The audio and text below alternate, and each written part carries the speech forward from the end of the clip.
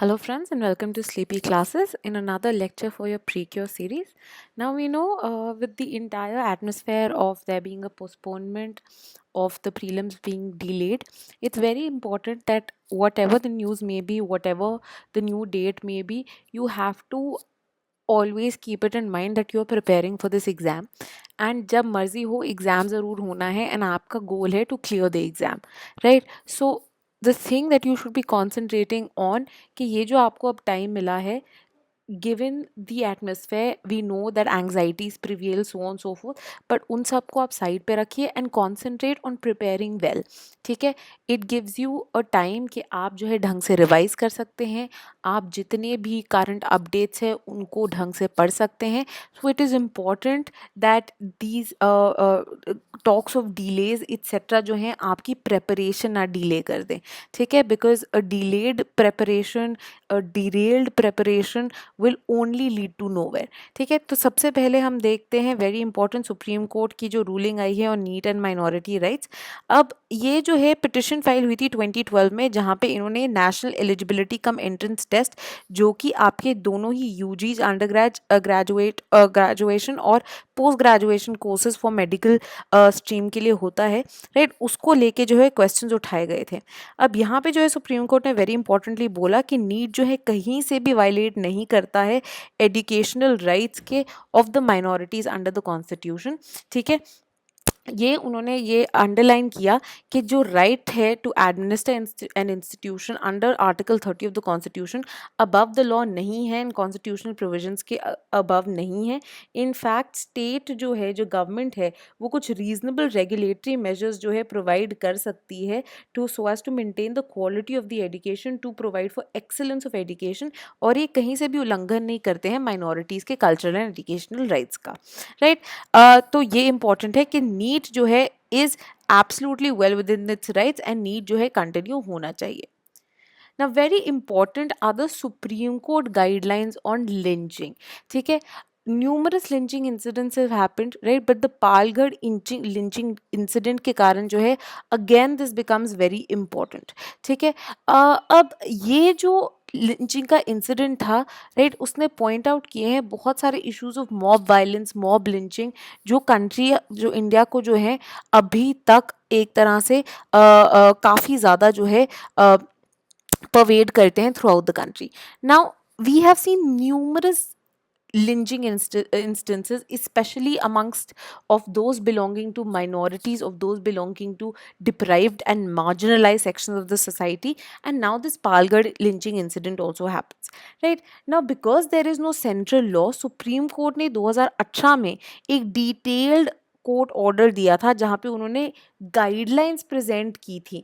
ठीक है? 11 point guidelines उन्होंने जो है आगे रखी थी so as to combat this mob vigilantism and violence. ठीक है? उन्होंने बोला बहुत स्ट्रिक्ट एक्शन लेने की ज़रूरत है. अभी भी जो है सेंटर का कोई लॉ नहीं आया है and it is only a handful of states जिन्होंने लेजिस्लेटिव बैकिंग दी है to these guidelines. These states include those of Manipur, जिन्होंने सबसे पहले किया था, followed by Rajasthan and West Bengal. ठीक है? कई चीज़ों में ये तीनों स्टेट्स की लॉज जो है सिमिलर है और बाकी चीज़ों में जो है डिफरेंट होते हैं. ठीक है? अब कोर्ट ने जो है 3 pronged अप्रोच बताई थी as far as the guidelines were concerned. पहले जो था स्टेप, एज विद एवरीथिंग, जो था वो कॉन्सेंट्रेट करते थे प्रिवेंटिव मेजर्स पे, प्रिवेंटिव स्टेप्स पे, कि लिंचिंग जो है इन द फर्स्ट प्लेस हो ही ना. ठीक है? तो कोर्ट की गाइडलाइंस ने क्या कहा था, पहले तो जो स्टेट्स हैं वो क्या करें, आइडेंटिफाई करें ऐसे रीजन्स को जो कि लिंचिंग प्रोन है, जहाँ पे लिंचिंग्स हो सकती हैं. ठीक है? साथ ही में फिर गाइडलाइंस ने प्रिस्क्राइब किया कि हर डिस्ट्रिक्ट में एक सीनियर पुलिस ऑफिसर होना चाहिए जिनको आप डेजिग्नेट करेंगे एज नोडल पुलिस ऑफिसर, जो कि फुल मेजर्स लेंगे प्रिवेंट करने के लिए ऐसे लिंचिंग के इंसिडेंट्स. साथ ही में उन्होंने स्पेसिफाई किया कि नोडल ऑफिसर जो है स्टेप्स लेंगे प्रिवेंट करने का इवन अ हॉस्टाइल इन्वायरमेंट, कि ऐसा कोई गंदा इन्वायरमेंट, हॉस्टाइल इन्वायरमेंट क्रिएट ही ना हो जो कि टारगेट करता हो किसी पर्टिकुलर कम्युनिटी या कास्ट को. साथ ही में जो ऑफिसर हैं वो ऐसे भी स्टेप्स लेंगे जिसके थ्रू जो मैसेजेस हैं, मास मैसेजेस, ग्रुप मैसेजेस, वीडियोस जो है ऐसे सर्कुलेट ना हो through various means, right, messages के थ्रू, सोशल मीडिया के थ्रू जो कि इंसाइट कर सकती हैं मॉब्स को। साथ ही में गाइडलाइंस ने कैटेगोरिकली स्टेट किया कि हर पुलिस ऑफिसर जो है ड्यूटी बाउंड होगा, ठीक है, उन पे ये ड्यूटी है, ऑब्लिगेशन है कि उन्होंने डिस्पर्स करना है एक मॉब को जहाँ पे जो है उन्हें लगता है कि लिंचिंग हो सकती है, राइट। अब नेक्स्ट स्टेप जो है इसके अंदर उन्होंने बोला कि अगर प्रिवेंटिव मेजर्स भी फेल हो जाते हैं तो कुछ रिमेडियल मेजर्स जो हैं कोर्ट ने आगे रखे, जिनके अंदर उन्होंने बोला कि जो विटनेसेस हैं टू सच अ लिंचिंग उनको प्रोटेक्शन मिलनी चाहिए, ठीक है। साथ ही में लीगल एड वो प्रोवाइड होनी चाहिए to victims as well as जो उनकी नेक्स्ट ऑफ किन है, और टाइम बाउंड मैनर में कंप्लीट हो जानी चाहिए जुडिशियल प्रोसीडिंग्स। साथ ही में गाइडलाइंस ने ये भी कहा स्टेट्स को कि आप एक स्कीम क्रिएट कीजिए जो कि प्रोवाइड करेगी compensation to the victims of mob lynching और मॉब वायलेंस। जो फाइनल स्टेप था कोर्ट के अप्रोच में to curb lynching was to hold certain police officers accountable, ठीक है। तो जो डिस्ट्रिक्ट एडमिनिस्ट्रेशन पुलिस उनका काम है प्रोटेक्शन सिक्योरिटी मेंटेन करके रखना for all kinds of people, ठीक है। तो अगर वो नहीं ये कर पाते और उनकी नेग्लिजेंस के कारण ये मॉब वायलेंस और लिंचिंग का इंसिडेंट होता है जहाँ पे people have to suffer, victims have to suffer, तो ऐसे इंसिडेंट में जो पुलिस या डिस्ट्रिक्ट एडमिनिस्ट्रेशन है they will be held accountable, ठीक है। Next very important is 47 years of Kesavananda Bharati judgement जो कि हो गए हैं, राइट। केशवानंद भारती जजमेंट जो है बहुत इंपॉर्टेंट है, एक तरह से बात करती है कि किस तरह से एक जो कॉन्स्टिट्यूशन की जो बेसिक स्ट्रक्चर है, कुछ फाउंडेशनल प्रिंसिपल्स हैं, उनको कैसे मेंटेन करके रखा जा सके, ठीक है। तो एक तरह से एक जो बैलेंस होता है जो हमने बात की है काफ़ी बार कि कॉन्स्टिट्यूशन के अंदर जो है इंडियन कॉन्स्टिट्यूशन में देखा जाता है एक बैलेंस है ऑफ क्या नाम है flexibility and on the other hand there are certain foundational principles जो एक तरह से फाउंडेशन देते हैं टू द इंटायर कंट्री। तो किस तरह से इनके बीच में एक तरह से बैलेंस हो कि कुछ प्रोग्रेसिव लेजिस्लेशंस जो हैं वो भी आते रहे bye amending the constitution, but at the same time constitution इतनी भी ना चेंज हो जाए कि इंडियन कॉन्स्टिट्यूशन जो है लूजेस इट्स वेरी एसेंस या सोल, ठीक है। तो यहाँ पे जो ये 13 जज कॉन्स्टिट्यूशन बेंच था उन्होंने रूल किया था और उन्होंने बनाई थी the very important basic structure doctrine, जहाँ पे उन्होंने बोला था कि कुछ ऐसी चीज़ें हैं कॉन्स्टिट्यूशन की जो कि इनवायलेबल हैं और उनको जो है अमेंड नहीं किया जा सकता, राइट। अब हमने देखा है कि कैसे अर्ली ईयर्स ऑफ इंडिपेंडेंस के अंदर सुप्रीम कोर्ट जो था एक कंजर्वेटिव इंस्टीट्यूशन था और उन्होंने काफ़ी पावर जो है दे दी थी पार्लियामेंट को, राइट। उन्होंने कंसीड कर दिया था कि पार्लियामेंट के पास जो है सुप्रीम पावर है टू अमेंड द कॉन्स्टिट्यूशन, जैसे कि देखा गया था in numerous judgment such as that of Shankari Prasad या सज्जन केस, जहाँ पे पार्लियामेंट को जो है अनक्वेश्चनिंग पावर जो है दी गई थी, राइट। हाउएवर सब्सिक्वेंट केसेस में as and when parliament and court के क्लैशेस बढ़ते रहे एंड कॉन्स्टिट्यूशन जो है और भी ज़्यादा अमेंड होती गई, सुप्रीम कोर्ट ने एक दूसरे एक्सट्रीम पे वो चले गए इन द गोलकनाथ रूलिंग, जहाँ पे उन्होंने सारी की सारी power to amend the constitution जो है छीन ली पार्लियामेंट से, ठीक है। और ये कहा कि आप जो है फंडामेंटल राइट्स एक्सेट्रा को टच भी नहीं कर सकते क्योंकि ये अमेंडिंग पावर जो थी एक स्पेशल पावर थी जो कि सिर्फ कॉन्स्टिट्यूएंट असेंबली के पास है, राइट। 1970s के अंदर now considering all these things that were happening, जहाँ पे जो आपकी गवर्नमेंट थी और पार्लियामेंट थी वो एक सोशलिस्ट एजेंडा को बहुत ज़्यादा फेवर कर रही थी, whereas on the other hand the supreme court was looking at कि इतने भी चेंजेस नहीं होने चाहिए। इंदिरा गांधी गवर्नमेंट के अंडर जो है मेजर अमेंडमेंट्स हुई in the form of the 24th 25th 26th and the 27th 29th amendment, ठीक है, जिनके कारण जो है और भी ज़्यादा केसेस हुए। आरसी कूपर जजमेंट जो आई थी वो आई थी विद कीपिंग इन माइंड जो नेशनलाइजेशन बैंक नेशनलाइजेशन हुआ था, and the Madhavrao Scindia judgement जो है वो आई थी with regard to the privy purses, ठीक है। अब इनको जो है करेक्ट करने के लिए और इनकी जो जजमेंट्स हुई थी which are gone against the parliament उनको एक तरह से रेक्टिफाई करने के लिए वेरियस अमेंडमेंट्स वो पास्ड, राइट। अब ये जितनी अमेंडमेंट्स आई थी अलॉन्ग विद गोलकनाथ जजमेंट इनको चैलेंज किया गया in the Kesavananda Bharati case, right. और इस केशवानंद भारती केस के लिए फाइनली 13 जज बेंच कॉन्स्टिट्यूशनल बेंच जो है कॉन्स्टिट्यूशन बेंच वो लाया गया, जहाँ पे जो है फाइनली प्रोपोगेट हुई ये बेसिक स्ट्रक्चर डॉक्ट्रिन। कोर्ट ने जो है होल्ड किया कि अंडर आर्टिकल 368 पार्लियामेंट के पास अमेंडिंग पावर्स हैं, राइट, जिसके थ्रू वो अमेंड कर सकता है कॉन्स्टिट्यूशन को। हाउएवर कुछ बेसिक प्रिंसिपल्स, कुछ बेसिक स्ट्रक्चर, कुछ फाउंडेशनल एलिमेंट्स ऐसे हैं कॉन्स्टिट्यूशन के जिनको वो चेंज नहीं कर सकता, ठीक है। और इसी जजमेंट में उन्होंने कुछ को लिस्ट आउट भी किया था जैसे कि federalism, secularism, democracy, so on so fourth. Importantly ये जो है एक एवर इवॉल्विंग कॉन्सेप्ट है, तभी के तभी लिस्ट आउट नहीं कर दिए थे सारे के सारे जो एलिमेंट्स थे।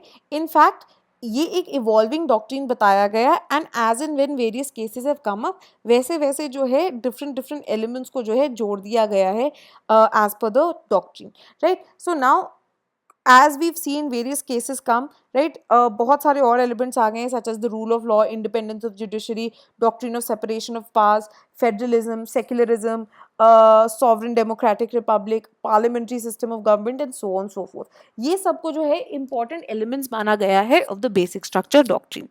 Next up, very importantly, is the nomination to legislative council of the state, right? Nomination as well as जो chief minister क्या उनकी जब बात आती है ना, महाराष्ट्र के जो गवर्नर है भगत सिंह कोश्यार, राइट, उन्होंने डिसीजन नहीं लिया है अगर वो नॉमिनेट करेंगे जो चीफ मिनिस्टर है महाराष्ट्र के उद्धव ठाकरे को टू द सीट्स जो कि रिजर्व की जाती हैं फॉर गवर्नर की nominees in the state legislative council. April 9 को जो है महाराष्ट्र की कैबिनेट ने उनको ये रेकमेंड कर दिया था। अब ये नॉमिनेशन इंपॉर्टेंट क्यों है? इंपॉर्टेंट इसलिए है क्योंकि ठाकरे जो हैं, उद्धव ठाकरे जो हैं, right, he has not really, उन्होंने जो है जीती नहीं है स्टेट, वो सीट नहीं ऑक्यूपाई करते in the legislative assembly of Maharashtra, ठीक है। अब ठाकरे ने जो है, उद्धव ठाकरे ने ओथ ली ऑन नवंबर 28, 2019, राइट, एंड जो आर्टिकल 164 क्लॉज 4 है कॉन्स्टिट्यूशन का, वो कहता है कि कोई भी मिनिस्टर, राइट, जो कि अभी एक मेंबर नहीं है of the legislature of the state, वो 6 महीने तक जो है मिनिस्टर रह सकता है। हाउएवर अगर विद इन दो 6 months, right, within this time limit of 6 months, अगर वो मेंबर नहीं बनते of a state legislature, he will cease to be a minister, and this also applies to the chief minister. Now Uddhav Thackeray का जो 6 month period है that ends on May 27th। Now a by election is not possible considering there is a corona virus pandemic, तो ये हो नहीं सकता। सो the only way in which he can fulfil this requirement is कि अगर उनको nominate कर दिया जाए अपर हाउस में by the governor. Now in the S.R. Chaudhary versus state of Punjab and others, तो सुप्रीम कोर्ट ने जो है इम्पोर्टेंटली रूलिंग दी है कि आप जो है ये 6 months की एक बार अगर टाइम लिमिट लैप्स हो जाती है, आप 6 महीने करके ना इसको और नहीं बढ़ा सकते, ठीक है। ये नहीं 6 महीने पूरे हुए आपने फिर से 6 महीने एक्सटेंड कर दिया तो 6 महीने के लिए और उनको बना दिया, ठीक है। उन्होंने बोला था अगर आप ऐसे करके 6 महीने उनको रिपीटेडली 6 कंसेक्यूटिव मंथ्स देते जाएंगे, it will be seen as unconstitutional and undemocratic, ठीक है। एक तरफ से आप फ्लाउट कर रहे होंगे कॉन्स्टिट्यूशन को। साथ ही में 163 क्लॉज 1 जो है कॉन्स्टिट्यूशन का बहुत ही क्लियरली कहता है कि गवर्नर ने जो है रिकमेंडेशंस फॉलो करनी ज़रूरी है ऑफ द आपकी council of ministers, right. Governor जो है उसके पास यहाँ पे वो ड्यूटी बाउंड है, कॉन्स्टिट्यूशनल बाउंड है, that he has to exercise this functions, right, in the manner in which उनको एड एंड एडवाइस आई है by the council of ministers, right. Furthermore constitution ने जो है डिस्क्रेशन, कहाँ पे उनका डिस्क्रेशन भी अलाउड है वो भी कैटेगोरिकली जो है स्टेट कर दिया है, right. So it's not like that you can apply this discretion wherever you please, but in fact there are only certain incidents where this discretion can be applied, right. So for example you have article 239 जहाँ पे governor can act as per its his discretion, right, which is with regard to administration of UTs. Then there is article 371 जो कि special provisions के साथ deal करता है in states of Maharashtra and Gujarat and so on so forth, right. Now article 175 clause 5 जो है वो provide करता है कि जो governor हैं, right, वो nominate कर सकते हैं persons को जिनके पास special knowledge है, right, और या फिर practical experience है in respect of literature, science, art या cooperative movement या social service. And very importantly जो इलाहाबाद हाई कोर्ट है उन्होंने 1961 के केस में होल्ड किया था कि जो पॉलिटिक्स है they can also be seen as a social service, right. So that makes Uddhav Thackeray eligible for this nomination. However importantly ये जो 2 लेजिस्लेटिव काउंसिल की सीट्स है जो कि गवर्नर के कोटे में आती हैं, जो कि करंटली वेकेंट है, इनकी vacancies end on June 6 and fresh appointment जो है हो सकती है only for the reminder of term. So only till June 6 can you really get someone on board. However section 151A जो है RPA का उसके अंदर ये कहा गया है कि आप फाइल नहीं कर सकते, प्रोहिबिट करता है वो फाइलिंग ऑफ अ वैकेंसी अगर जो रिमेनिंग टर्म बचा है that is less than a year. However, again, this does not matter in case of legislative council because apparently that this should apply in case of a by-election to fill a vacancy and should not really apply to a nomination, especially a governor's nomination as such. Next very importantly is vigilance commissioner उनकी appointment, जो एक eminent banker थे Suresh N Patel, right. उन्होंने oath ली as the vigilance commissioner in anti corruption watchdog which is your central vigilance commission, जो कि जून 2019 से वेकेंट थी, right. Again his name was recommended by the high powered committee which is headed by prime minister Narendra Modi. Feb 2020 में जो इनको nomination मिला, right. He is already a member of the advisory board for banking and financial frauds of the central vigilance commission, right. And उन्होंने resign कर दिया था board से after he was selected as the vigilance commissioner. Now he will have a tenure of 2 years which is until December 2022 in the CVC. और जो tenure है vigilance commissioners का that is for 4 years या फिर जब तक वो 65 years ऑफ एज नहीं अचीव कर लेते, राइट. जो CVC है उनके अंदर एक सेंट्रल विजिलेंस कमिश्नर होता है and then there are 2 vigilance commissioners, एक central vigilance commissioner and then 2 vigilance commissioners, right. Sharad Kumar जो है has been the second vigilance commissioner, and now with the coming in of Suresh Patel, the entire जितनी भी vacancies होती हैं that have been filled, right. CVC जो है basically appoint किए जाते हैं by the president on the recommendation of a committee जो कि chair होती है by prime minister, and then उसके अंदर और members होते हैं in the form of home minister and the leader of opposition of लोक सभा जो कि इसके बाकी members होते हैं. Next up very importantly is the national infrastructure pipeline. ये जो टास्क फोर्स थी और नेशनल इंफ्रास्ट्रक्चर पाइपलाइन, उन्होंने रिपोर्ट अपनी सबमिट की, final report, right, to the union minister of for finance and corporate affairs. Summary report जो थी already release हो गई थी इन 2019 और अब जो है फाइनल रिपोर्ट आई है. अब नेशनल इंफ्रास्ट्रक्चर पाइपलाइन जो है basically it's first of its kind पूरा होल ऑफ गवर्नमेंट एक्सरसाइज जो कि एम करता है प्रोवाइड करना world class infrastructure across the country जिसके थ्रू इंप्रूव हो सके quality of life of all its citizens.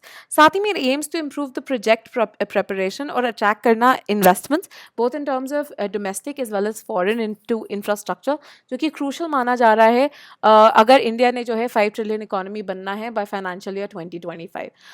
ये जो नेशनल इंफ्रास्ट्रक्चर पाइपलाइन है, राइट, ये बेसिकली एफर्ट्स डाल रहा है टू एग्रीगेट इंफॉर्मेशन जो कि प्रोवाइड की जा सकती है by various stakeholders including line ministries, departments, state governments, private sector जो कि इंफ्रास्ट्रक्चर के अंदर डील करते हैं, as well as sub sectors जो कि आइडेंटिफाई किए गए हैं the harmonize master list of infrastructure, right. ये जो नेशनल इंफ्रास्ट्रक्चर पाइपलाइन है इसको ड्रॉप करने के लिए एक बॉटम अप अप्रोच जो है अडॉप्ट की गई है जहाँ पे सारे के सारे projects green field as well as brown field जो कि अंडर इम्प्लीमेंटेशन है या अंडर कॉन्सेप्चुलाइजेशन है जो कि 100 करोड़ से ऊपर हैं उनको कैप्चर किया गया है within this entire list. Next we have the very important Kisan Rath app, right, जो एग्रीकल्चर मिनिस्ट्री है उसने इंट्रोड्यूस किए नई mobile app in the current scenario of the in the scenario of coronavirus pandemic जो कि असिस्ट करेगी Indian farmers को and traders को for transporting produced goods, right, during this pandemic period. ये ऐप जो है नेशनल इंफॉर्मेटिक्स सेंटर द्वारा develop की गई है और ये फैसिलिटेट करेगी ट्रांसपोर्टेशन की by onboarding 5 lakh trucks and 20,000 tractors on online service. ठीक है, ये नेटवर्क जो है बहुत ही ईजिली एक्सेसिबल हो सकते हैं फार्मर्स एंड ट्रेडर्स को जो कि व्हीकल्स ढूंढ रहे हैं ट्रांसपोर्ट करने के लिए अपने प्रोड्यूस गुड्स को from one place to the other. ठीक है, ये ऑफर करेगा different types of transport services including primary transport as well as secondary transport. Primary service के थ्रू जो है फार्मर्स या ट्रेडर्स मूव कर सकते हैं अपने goods within the locality, मतलब अपने फार्म्स को to local mandis, warehouses, collection centre, so on so forth. Secondary transport जो है इनेबल करेगा इनको कि ये ट्रांसपोर्ट कर सकते हैं गुड्स को फ्रॉम मंडीज और warehouses to intra and inter state mandis as well and railway station, processing units, warehouses, wholesaler, so on so forth. साथ ही में ऐप जो है ऑफर कर रही है transport services with refrigerators also. ठीक है, इसके अलावा जो ऐप है ऑफर करती है सपोर्ट इन हिंदी लैंग्वेज भी ताकि फार्मर्स एंड होलसेलर्स को जो है लैंग्वेज बैरियर ना हो. साथ ही में next up we have the Jal Shakti अभियान जो कि बेसिकली 2019 में शुरू किया था, जो कि एक time bound mission mode water conservation campaign है। 2 फेजेस में जो है चलाया गया था 2019 में, फ्रॉम 1 जुलाई टू 15 सितंबर as phase 1, and phase 2 in the form of 1 अक्टूबर टू 30 नवंबर उन स्टेट्स एंड यूटीज के लिए जो कि रिट्रीटिंग मानसून रिसीव करती हैं।